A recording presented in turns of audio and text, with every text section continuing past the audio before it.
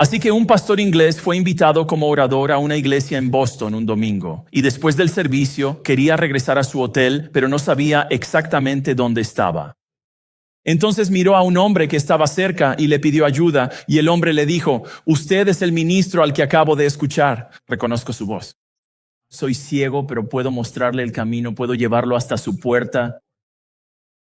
Bueno, el pastor se resistió porque el hombre era ciego, pero el hombre ciego insistió diciendo: «No me negará el placer de ayudarle, ¿verdad? Como todos son tan amables conmigo, rara vez tengo la oportunidad de ayudar a alguien». Así que el pastor cedió y los dos hombres caminaron del brazo juntos por las calles de Boston. «Aquí está su hotel», dijo el hombre ciego. Pero antes de despedirse, añadió esto: «Vivo solo, pero puedo andar por las calles sin un guía. Estoy agradecido por mi ceguera porque tengo mucho tiempo para la meditación tranquila. Y en realidad habrá tiempo suficiente en el cielo para que yo vea todo». Bueno, así como el hombre ciego de esta historia le mostró al pastor el camino a su hotel, el hombre ciego de Juan capítulo 9 ha estado mostrando a la gente el camino hacia Jesús durante 2000 años. Lo he dicho en ambos mensajes que he dado sobre Juan capítulo 9. Este texto no trata solo de un milagro que hizo Jesús para demostrar que Él es el Mesías, el Hijo de Dios, y que deberías entregarle tu vida. Es todo eso, pero también es más que eso. También es una parábola viviente. Es una parábola con personas reales que ilustra una realidad sobre la que todos necesitamos saber, y esa es la realidad de la ceguera espiritual. A la luz de esa realidad, nuestro texto de hoy nos ayudará a todos a diagnosticar la ceguera espiritual. Ahora bien, antes de poder diagnosticarla, tenemos que saber qué es. Así que la ceguera espiritual es equivalente a no ser cristiano, pero nos ayuda a entender por qué los no cristianos rechazan a Jesús. En otras palabras, esta es una metáfora que ayuda a explicar la razón por la cual los no cristianos rechazan a Jesús y por qué nosotros lo hacíamos antes de nacer de nuevo. En Juan 12, versículo 40, es equivalente a tener un corazón endurecido hacia la verdad. La verdad entra en sus vidas y simplemente rebota en sus corazones. En 2 Corintios 4:4, la ceguera espiritual hace que las personas sean incapaces de entender el evangelio, que es la buena noticia de que pecadores como nosotros podemos ser salvos del castigo que justamente merecemos por todos nuestros pecados cuando creemos en Jesús, cuando le entregamos nuestras vidas. 1 Corintios 2:14 dice que el resultado de la ceguera espiritual es que una persona no acepta las cosas del Espíritu de Dios. En otras palabras, la verdad que salva le parece una tontería porque, cito, no es capaz de entenderla, ya que la verdad que salva se discierne espiritualmente, pero ellos están espiritualmente ciegos. El resultado de la ceguera espiritual es que las personas no tienen la capacidad de ver la verdad para poder ser salvas. Y lo más aterrador de la ceguera espiritual es que las personas que la tienen ni siquiera saben que la tienen. Ellos creen que ven a Jesús claramente. Por eso lo rechazan, pero en realidad están ciegos a Él. En palabras de primera de Juan 2:11, incluso personas que afirman ser cristianas pueden pensar que son salvas, pero su vida demuestra, cito, que la oscuridad ha cegado sus ojos, cegándolos a la verdad sobre Jesús y en realidad cegándolos a la verdad sobre sí mismos. En relación con Jesús también, podrías pensar, bueno, nacieron ciegos, no es su culpa, pero así no es como Jesús habla sobre la ceguera espiritual. La ceguera espiritual conduce a la rebelión, haciéndonos a todos responsables de esta condición. Jesús lo dice claramente en el versículo 39. Míralo. Esto es lo que Él dijo. Para juicio he venido al mundo, para que los que no ven, es decir, los ciegos espirituales, vean y sean salvos. Y Él vino aquí, cito, para que los que ven, es decir, aquellos que creen saber la verdad sobre Jesús, para que los que ven se vuelvan ciegos, para que su ceguera se haga evidente. Así que esa es la ceguera espiritual en pocas palabras. Ahora bien, no es casualidad que Juan 9 siga a dos declaraciones de los labios de Jesús en el capítulo 8, versículo 12, y en el capítulo 9, versículo 5, que proclaman la verdad sobre Él, es decir, que Él es la luz del mundo. ¿Y qué significa eso? ¿Qué significa ese título para Jesús? Significa que Él es la única fuente de verdad salvadora que ha existido para cada persona que ha vivido. La idea en Juan 9 es que Jesús es definitivamente la luz del mundo y luego lo demuestra. ¿Cómo? Demostrándolo, sanando a este hombre que nació ciego. Ahora, es importante entender que no es solo este hombre en Juan 9 el que ilustra la ceguera espiritual. Son todas las demás personas en Juan 9 también. Así que a medida que avanza el capítulo, la verdad sobre Jesús se vuelve cada vez más clara para él. Pero la ceguera de todos los demás en Juan 9 también. También se hace evidente, lo que significa que Juan 9 también nos muestra cómo la ceguera espiritual reacciona ante la luz del mundo.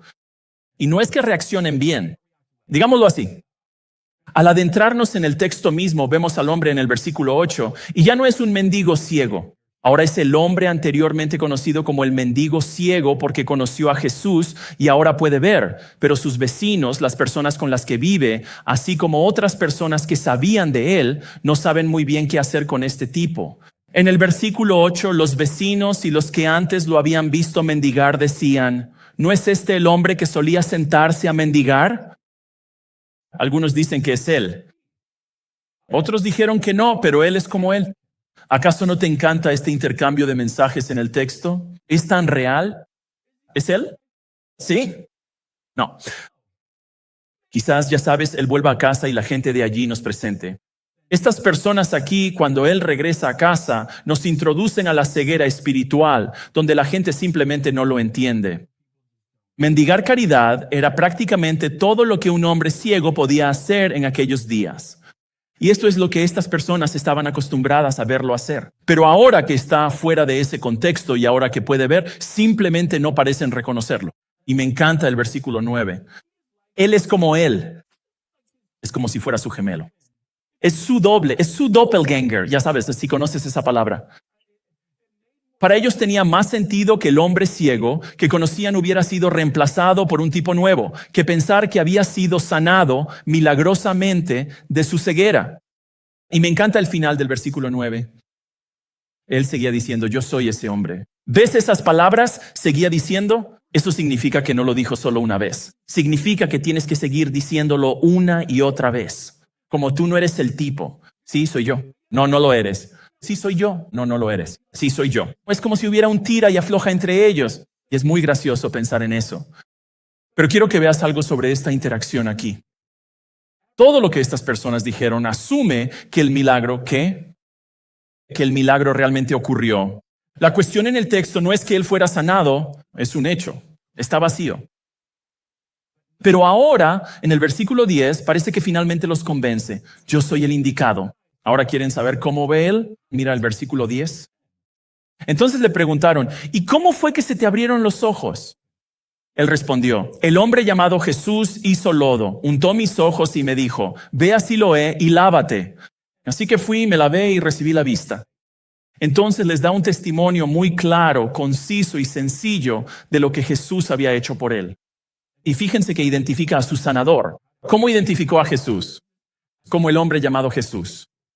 Esto muestra que tiene información sobre Jesús, pero aún no lo conoce bien. Sí, Jesús es un hombre, pero como hemos visto a lo largo del libro de Juan, es mucho más que eso.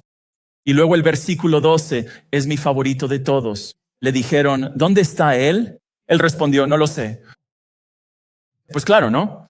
Él era ciego.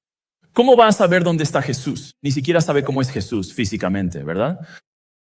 Quizás le preguntan esto porque quieren encontrar a Jesús para poder preguntarle, oye, ¿cómo sanaste a ese hombre? De cualquier manera, fíjate que para cuando llegamos al versículo 12, el enfoque ha cambiado del hombre en el milagro a Jesús. Y esto es importante que lo veamos en Juan 9, porque a medida que avanza la historia, parecerá que el hombre está siendo juzgado. Pero ¿cuál es la realidad? Jesús es el que está siendo juzgado. Ahora, en esta primera sección podemos diagnosticar la ceguera espiritual de esta manera. Cuando en el punto número 1 vemos la confusión de los no cristianos. Observa la confusión de los no cristianos. La ceguera espiritual puede verse en la confusión que tienen los no cristianos cuando se trata de la verdad acerca de Jesús. Como la gente en el texto simplemente no lo entienden. Y mencioné este texto antes, 1 Corintios 2:14, porque ese texto lo deja claro. Escucha lo que dice de nuevo. La persona natural no acepta las cosas que son del Espíritu de Dios. ¿Por qué? Porque para él son una necedad y no es capaz de entenderlas. ¿Por qué? Porque se disciernen espiritualmente. Los ciegos espirituales no aceptan, es decir, no comprenden, no reciben la verdad en sus vidas. La razón, dice el texto, es porque la verdad les parece una locura.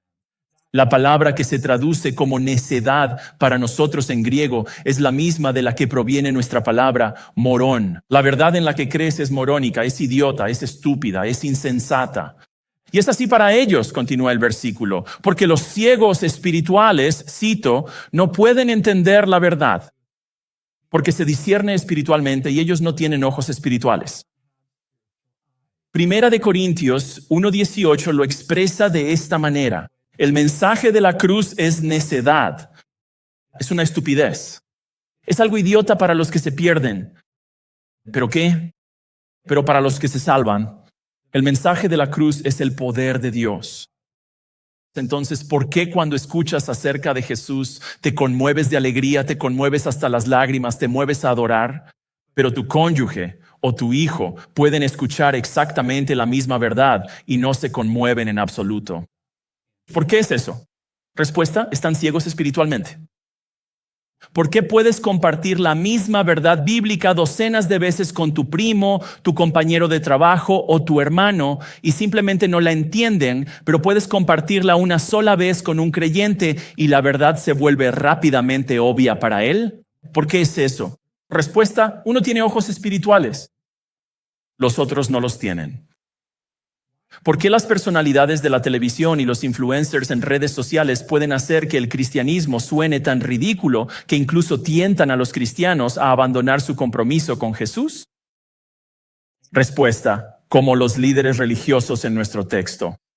Creen que conocen la verdad, pero al rechazar a Jesús, demuestran que en realidad están ciegos a Él. ¿Por qué tu familiar o amigo te mira con tanta confusión?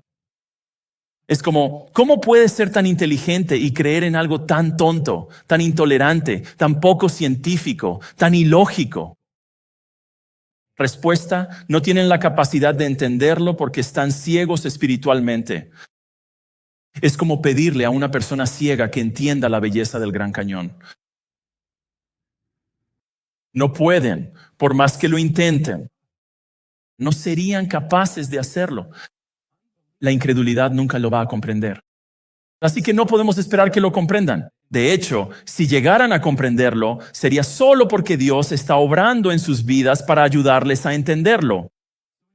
Así que cuando experimentes la confusión de los no cristianos ante las cosas de Jesús, ante la verdad que tú valoras tanto, primero, no te sorprendas, ¿de acuerdo? Espéralo. No pueden entenderlo, así que no lo harán. Segundo, no te dejes afectar por ello. Quiero decir, ¿te afectarías si una persona ciega viniera y te dijera, ese Gran Cañón es tan feo e insignificante? Tú dirías, ¿qué? Ni siquiera puedes verlo. ¿Qué sabes tú? No lo tomarías en serio. Probablemente pensarías, voy a considerar la fuente y a ignorar eso. Bueno, escucha, así es como deberías reaccionar. Así es como deberías tratar la confusión de los no cristianos acerca de Jesús. Tú no lo entiendes. Lo que significa, en tercer lugar, no lo escuches. Ellos no pueden ver la verdad acerca de Jesús. Están ciegos a Él, así que no harán otra cosa más que rechazarlo, a menos que por la gracia de Dios recapaciten y crean en Él. Eso le va a pasar a este hombre que nació ciego al final del capítulo, pero nunca les va a pasar a este siguiente grupo de personas. Versículo 13. Lo llevaron ante los fariseos. Esta es como tan. Llevaron ante los fariseos al hombre que antes había sido ciego. Estas personas no deben querer mucho a este pobre hombre para lanzarlo a estos lobos religiosos. El texto no dice por qué hicieron esto. Tiene sentido que la gente común quisiera saber qué pensaban sus líderes religiosos sobre el milagro. Así que tal vez sea por eso. Probablemente están intrigados por Jesús. Estoy seguro de que todos en Jerusalén lo estaban en ese momento, pero no quieren salirse de la línea con los líderes religiosos. Así que están en una especie de punto intermedio, como que no están en contra de Jesús, pero tampoco están a su favor. Sin embargo, este grupo, ellos tenían que saber que los líderes religiosos estaban en contra de Jesús, ¿verdad? O sea, tenían que saberlo. Los líderes religiosos de Jerusalén no han simpatizado con Jesús desde hace más de un año. Mira, más de un año antes, allá en Juan 5, querían matarlo y desde entonces han querido verlo muerto. Así que no lo están llevando a una especie de tribunal neutral para averiguar qué pasó. Estos tipos tienen prejuicios. Y la única pista que tenemos de que podría haber alguna connotación negativa es lo que estas personas hicieron con esta palabra que vemos aquí en el versículo 13, donde dice que llevaron al hombre ante los fariseos. Porque esa misma palabra llevaron se usa en el capítulo 8, versículo 13, para los líderes religiosos que llevaron a la mujer adúltera ante Jesús. Ellos no le estaban diciendo a ella, oye, ven a dar un paseo con nosotros. ¿No es hermosa la ciudad? La estaban llevando a la fuerza ante Jesús para ser juzgada. Ahora el drama se intensifica en el versículo 14. Era el día de reposo cuando Jesús hizo el barro y le abrió los ojos. Bueno, es como si Juan hubiera guardado este pequeño dato hasta ahora para aumentar la tensión. Mira, como la sanidad ocurre en el día de reposo Eso probablemente significa que este hombre no se encontró con estos fariseos en el día de reposo. Ellos no habrían hecho eso. Y lo que eso significaría, por cierto, es que el día que comenzó en el capítulo 7, versículo 37, continuó durante todo el capítulo 8 y llegó al principio del capítulo 9. Ese largo día finalmente terminó. Pero ahora, ¿por qué es importante este hecho? Por dos razones. Primero, los rabinos enseñaban que sanar a alguien en el día de reposo era pecado, a menos que fuera una emergencia que pusiera en peligro la vida. Y entonces, si podías sanarlos, eso no sería pecado. La ceguera no pone en peligro la vida, así que eso no contaría. Y en segundo lugar, enseñaban que amasar masa, ya sabes, tomar la masa y aplastarla y todo eso, enseñaban que eso era pecado en el día de reposo. Y como hacer barro con tu saliva es algo parecido a amasar masa, ya sabes, eso también sería pecado. Incluso leí fuentes que decían que algunos rabinos argumentaban que era pecado poner saliva en el ojo de una persona en el día de reposo. ¿Alguna vez, cómo se les ocurrió eso?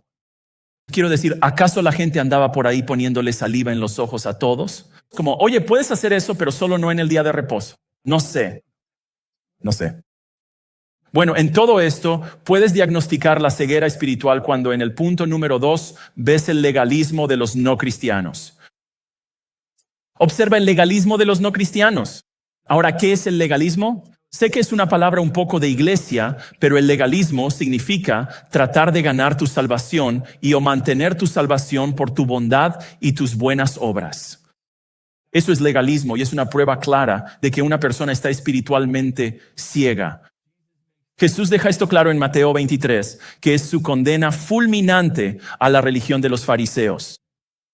Por todo su legalismo, toda su hipocresía, todo su celo por seguir cada regla hasta el más mínimo detalle.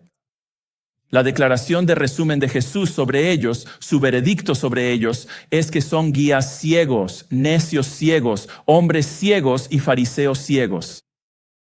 Así que cuando Jesús dice acerca de ellos en Mateo 15:14, lo que dice sobre ellos es cierto para todo legalista espiritualmente ciego. Son ciegos guiando a ciegos, que terminan llevándose a sí mismos y a cualquiera que los siga directamente al infierno. La persona espiritualmente ciega, en otras palabras, trata de ganarse el cielo porque no ve la verdad de que no puede ganarse el cielo en absoluto. Es imposible. No tienen la capacidad por sí mismos ni siquiera de hacer una sola cosa que agrade a Dios. Están perdidos, son sordos, son ciegos, están espiritualmente muertos. Deben nacer de nuevo. Deben recibir oídos espirituales para poder oír la verdad. Deben recibir ojos espirituales para poder entender la verdad. Y cuando lo hacen, una de las evidencias de que esa experiencia ha ocurrido es que rechazan el legalismo y confían en Jesús. Puede que queden restos de legalismo en la vida de un cristiano, pero no están tratando conscientemente de anular la cruz, abriéndose su propio camino al cielo con su bondad y sus buenas obras. Eso significa que hay muchísimas personas allá afuera, personas religiosas en catedrales, iglesias, capillas, mezquitas, sinagogas y templos, igual que los fariseos, que parecen estar del lado de Dios, que son muy celosos por Dios, que incluso pueden parecer cristianos porque hablan de Jesús, admiran a Jesús y dicen que aman a Jesús, pero rechazan el mensaje del evangelio sobre Jesús porque están tratando de hacer su propia contribución a su salvación mediante sus buenas obras. Están haciendo su parte, pensando que Jesús hizo la suya y juntos producirán su salvación. Se están ayudando a sí mismos con su salvación para que Dios les ayude con el resto. Están haciendo el cielo a su manera y no a la manera de Dios. Son buenas personas y debido a su bondad piensan que el cielo es algo asegurado. Todo porque su esperanza última del cielo está firmemente plantada. ¿Dónde? En ellos mismos. Su fe está en ellos mismos. Su esperanza está en ellos mismos. Su confianza está en ellos mismos, lo que hace que Jesús y su muerte sean inútiles para ellos. El legalismo es la configuración predeterminada para los espiritualmente ciegos. Pero piénsalo. El hombre que nació ciego en nuestro texto no vino a Jesús para ser sanado, ¿verdad?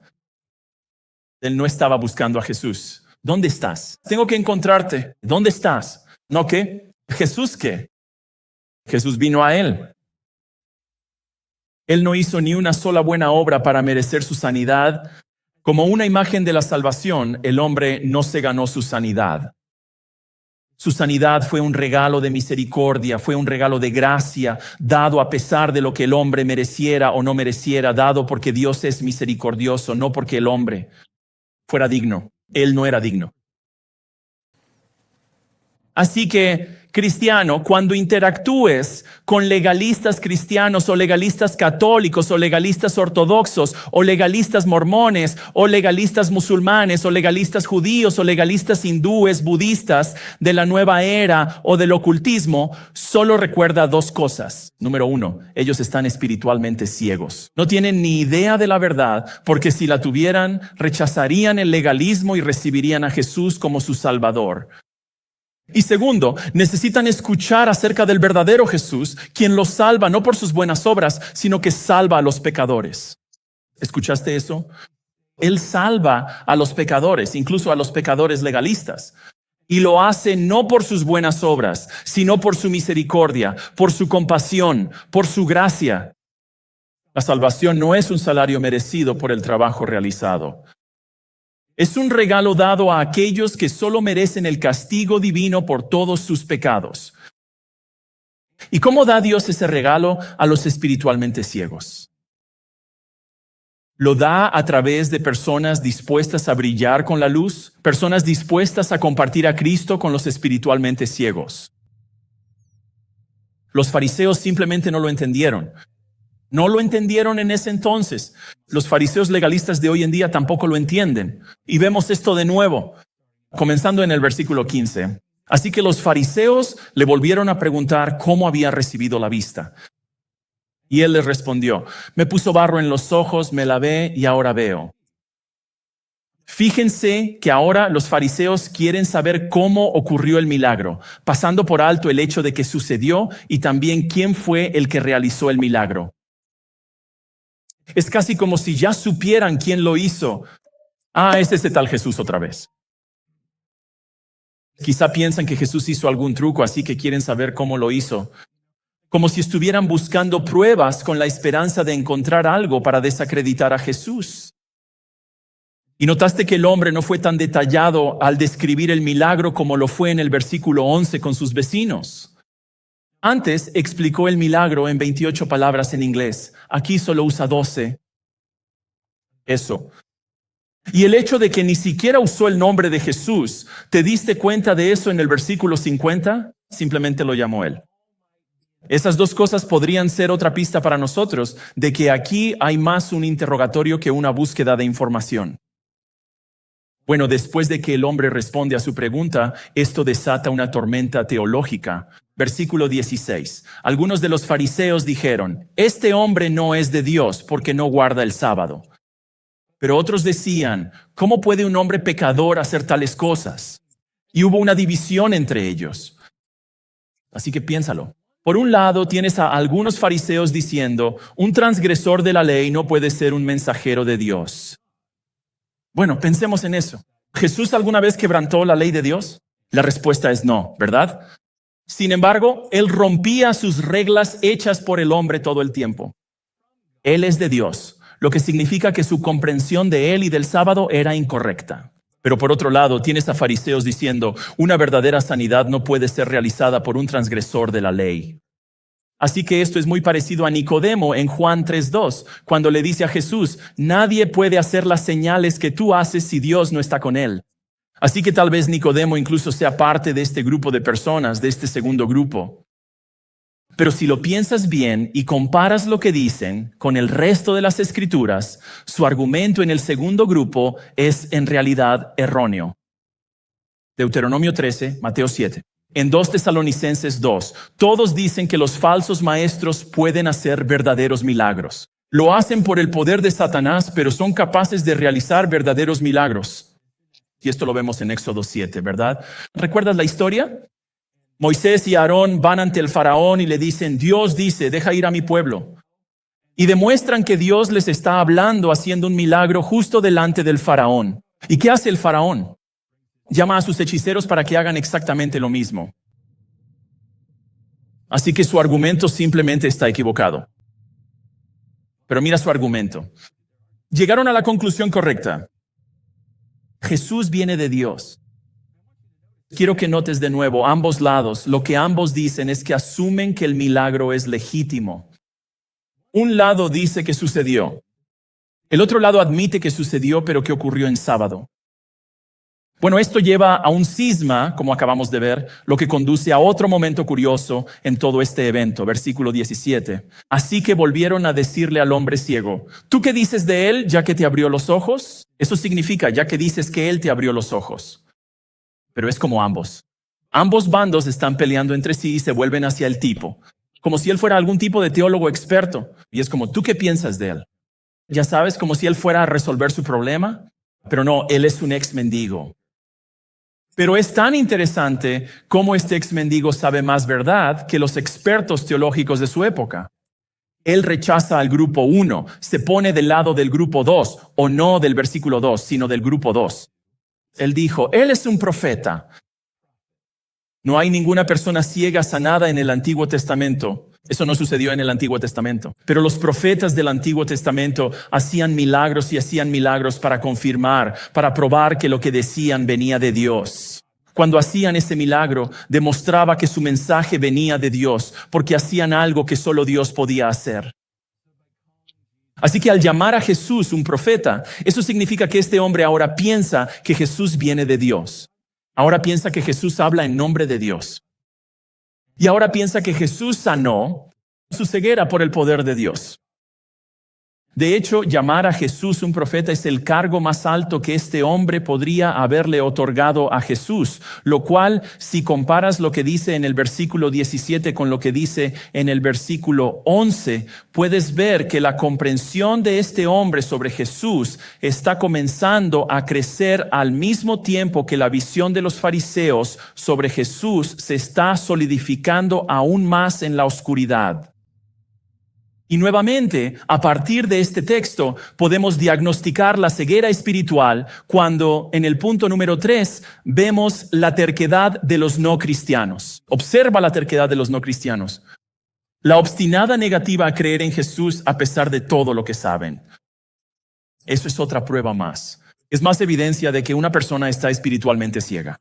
Quiero que pienses en este momento. Quiero que te pongas en este momento que acabamos de leer en los versículos 15 al 17. Piénsalo. La verdad sobre quién es realmente Jesús los está mirando. Literalmente los está mirando a la cara con este hombre ciego. Y aún así siguen negándose a creer. Es decir, Jesús realizó un milagro prometido en el Antiguo Testamento que el Mesías haría, un milagro que nadie en el Antiguo Testamento hizo, pero Él sí lo hizo. Eso prueba que Él es el Mesías, y ellos lo saben porque son expertos en el Antiguo Testamento, y aún así lo rechazan. Él hace algo que solo Dios puede hacer. Sana a un hombre que nació ciego. Nunca se había hecho. Lo veremos más adelante. Nunca se había hecho. Y aún así lo rechazan como el Hijo de Dios. Esto es Efesios 4:17, que los no cristianos viven sus vidas, cito, en la futilidad de su mente. Están entenebrecidos, o en algunas traducciones, ciegos en su entendimiento. Alejados de la vida de Dios por la ignorancia que hay en ellos, y esa ignorancia está ahí debido a la dureza de su corazón. Así que su mente en lo que respecta a Jesús y la verdad que salva es inútil. ¿Por qué? Porque están ciegos espiritualmente. Como resultado, abrazan la ignorancia como si fuera verdad, y eso es porque sus corazones están endurecidos ante la verdad.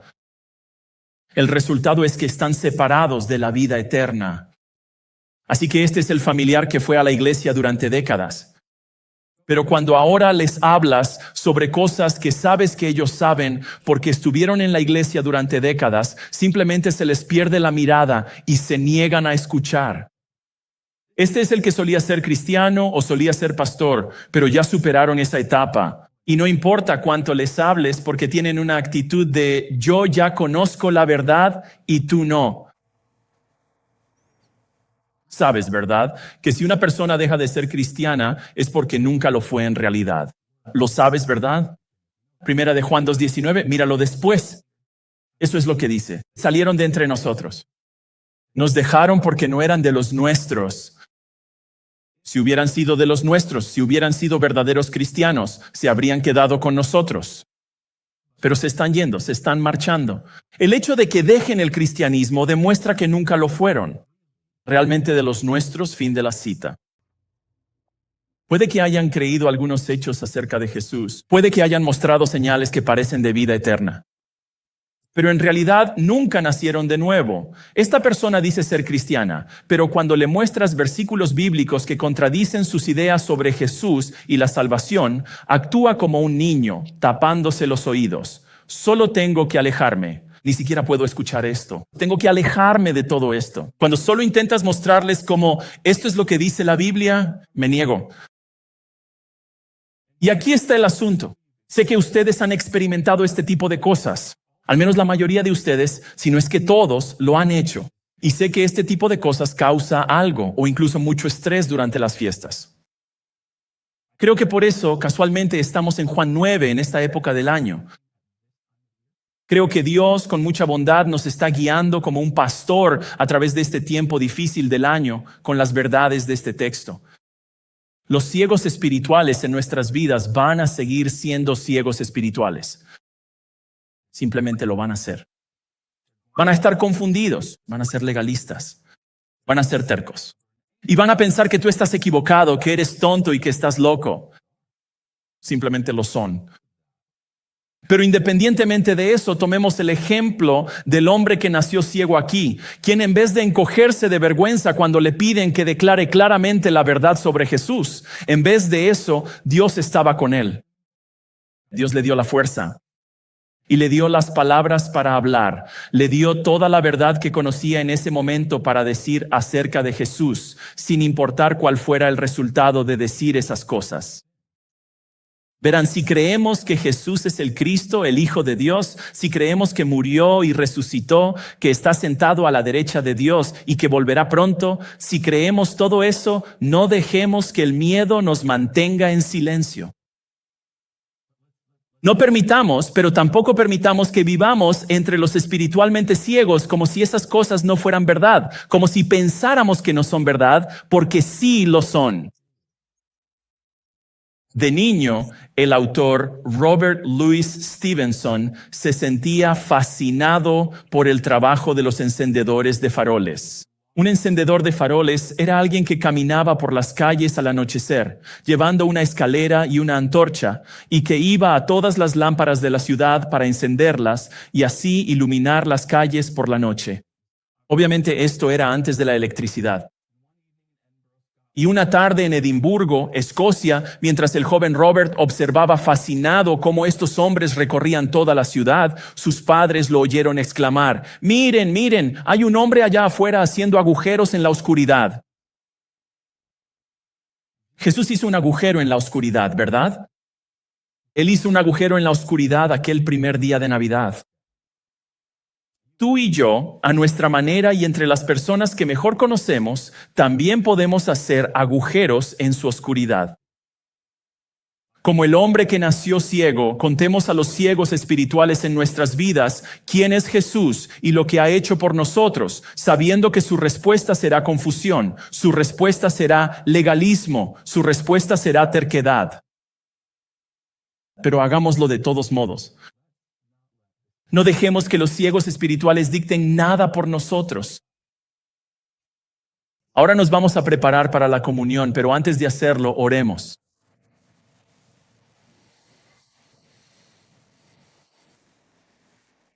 Jesús, tu actividad no está en el texto que acabamos de ver, pero tu influencia, tu impacto, definitivamente sí lo estaban. Y así es más o menos como vivimos nuestras vidas todo el tiempo. No estás físicamente aquí con nosotros, pero tu influencia, tu impacto en nuestras vidas y a través de nuestras vidas es lo que vemos y experimentamos. Así que algunos dentro del alcance de mi voz están ciegos espiritualmente. Han escuchado estas cosas y tal vez tú has escuchado estas cosas durante mucho tiempo y aún así simplemente no lo entienden. Ten misericordia de ellos. Abre sus ojos. Ayúdales a ver lo maravilloso que realmente eres, lo que hiciste, cuán maravilloso es eso. Ayúdales a verlo. Permítelo. Ábreles los ojos para que puedan verlo. Y luego para el resto de nosotros, cuyos ojos por tu gracia han sido abiertos, por favor usa estas verdades para enseñarnos. Anímanos, motívanos a vivir para ti entre los espiritualmente ciegos, para que tú seas la luz del mundo, para que tu luz brille a través de nosotros y abras también sus ojos. Oren por estas cosas para la gloria de tu nombre. Amén. Hola, gracias por sintonizar nuestro canal de YouTube de Redeemer. Si esto te ha sido útil, por favor, asegúrate de darle like a este video, suscribirte y activar la campanita. Esto nos ayudará a llegar a más personas con la verdad bíblica. Muchas gracias.